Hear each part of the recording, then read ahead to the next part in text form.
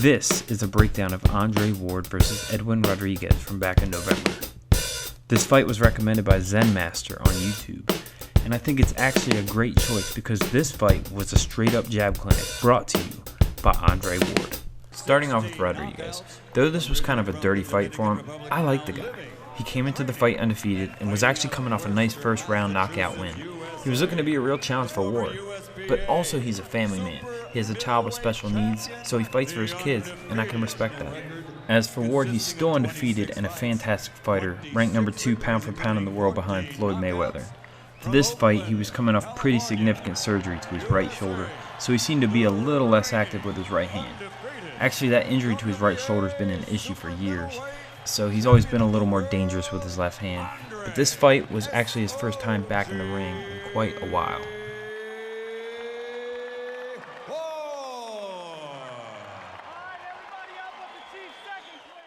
Let's start off with what I call Rodriguez's lack of strategy. Well, why do I say that? Because he didn't stick to any type of game plan throughout the entire fight. From the way he started off to the way he finished, he was all over the place. So how did he start off the fight? I actually love the way he started off the fight. Watch in the second here as he sprints across the ring and goes hard at Ward. He came out throwing bombs. He loves to throw the low high with the right. Low, high, low, high. You know, I'd like to see him double up that low, double up the 6, then go high, but that's alright.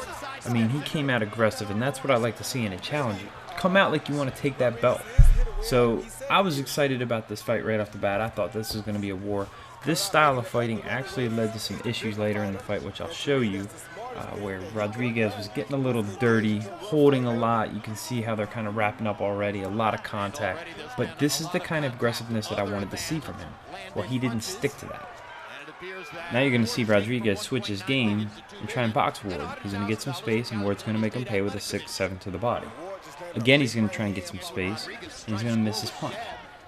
Again, he's going to try and get some space, and he's going to telegraph his hook, one of the worst hooks I've ever seen.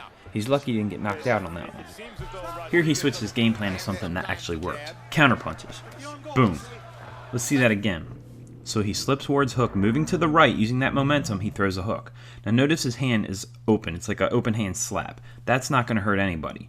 Make sure that you turn your punches over when you throw the hook so that your knuckle is facing your opponent. Here's another counter. Boom. And another. Boom.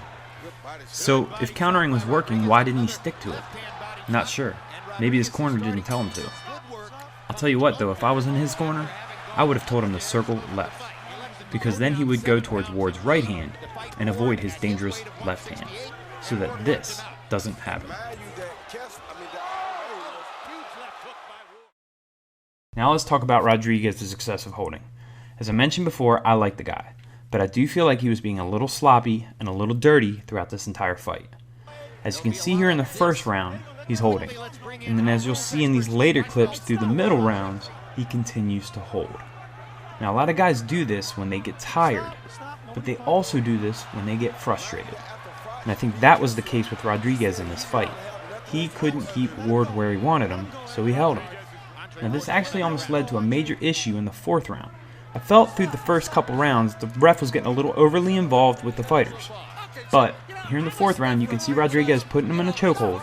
And then Ward gets pissed off and starts throwing punches. The referee gets tagged, he stops the action, and he takes 2 points away from each fighter. Now, if the referee takes 1 point away from either fighter, that fighter is disqualified.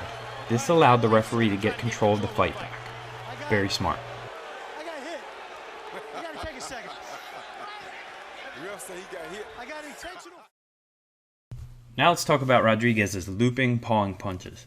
What I'll say is this: when you throw a hook, keep it nice and tight and bring your hand back to your face.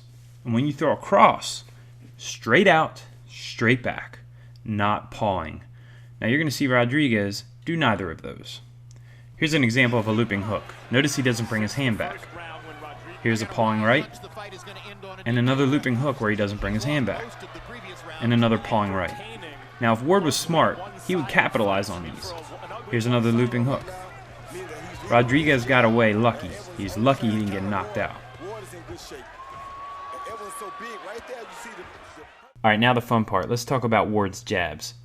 This was the story of the night. He lit Rodriguez up all night long with the jab, and they weren't just setup punches. They weren't just normal jabs. They had some serious power behind them that could do some serious damage, and I love that. All right, here we go. Boom. Nice, quick jab with power. Boom. Here's another. And another. And another couple. And I love this one. As a matter of fact, let's see that one again. What I love about his jab is that he gets his whole body behind the punch. A lot of you guys think you need to get into the weight room, do some bench pressing, get your arms nice and strong, and you'll be able to punch hard. Well, that's not how it works.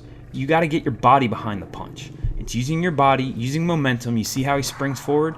Gets his entire body behind that punch so that the entire weight of his entire body is behind his fist. And that's what does damage with a punch. Here's a couple more for you. Well, Edwin Rodriguez has already lost. He landed some big shots. Out of Rodriguez. In the world and still giving it a go. I love this one. Look at how Ward. Here's another good one. Simply to place that power. Like I said earlier, that would have quit There's been less grappling, a little bit It's just more awesome. fighting, and Andre Ward continues. Ward, and it's very hard when you have from Another thing I'll say about Ward is that he did some smart boxing in this fight. And what I mean by that is that he likes to get in and get out. Similar to Floyd Mayweather, he likes to throw pot shots and then get out the way. Here's a hook, and then he's out of there. Here's a 6-3, and then he's out the way. Another solid left hook by Andre Ward. Here's a cross, and he's out the way. In this one, he slips to the right and then hits him with a 6-7 to the body. The last thing I'll say about Ward is that he did not run in the 12th round. He had this fight won by a landslide. And as you know, a lot of fighters out there like to run in the 12th when they're ahead on the scorecards. I've always personally believed that boxing is entertainment first, sport second. And I know that may be controversial, but nobody wants to watch a fighter get ahead on the scorecards and then literally run away with the fight. That's not how you win over fans.